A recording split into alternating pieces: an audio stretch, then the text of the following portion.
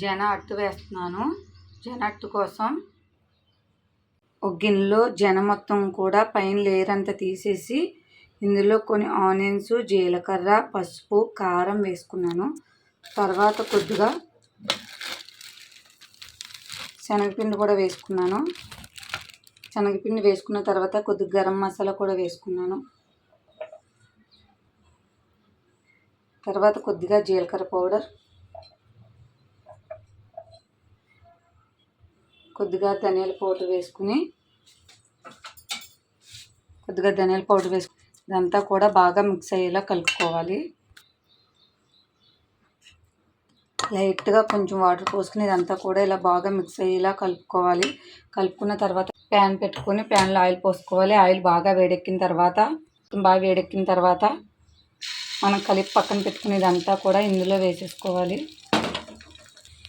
వేసుకున్న తర్వాత ఇదంతా కూడా బాగా స్ప్రెడ్ చేసుకోవాలి.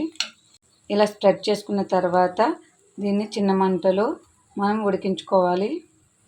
చిన్న మంట పెట్టుకోవడం వల్ల ఇదంతా కూడా బాగా ఉడుకుతుంది. పెద్ద మంట పెట్టుకుంటే వెనకాల కాలిపోతుంది, మొత్తం అంతా కూడా మాడిపోయినట్టు వచ్చేస్తుంది.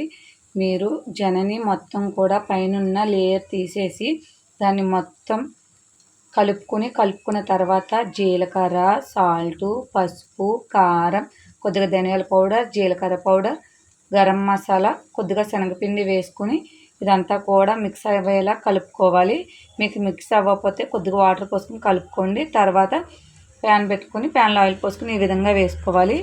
ఇప్పుడు పక్కన కాలిపోయిన తర్వాత దీన్ని రెండో వైపు కూడా తిప్పుకొని కాల్చుకోవాలి. ఈ విధంగా ఇలా ఇంకో వైపు కూడా కాలిపోయిన తర్వాత ఒక ప్లేట్లోకి తీసేసుకోవడం. ఇదంతా జనట్టు రెడీ అయిపోయింది. ఈ విధంగా మీరు కూడా ట్రై చేయండి. చాలా అంటే చాలా బాగుంటుంది.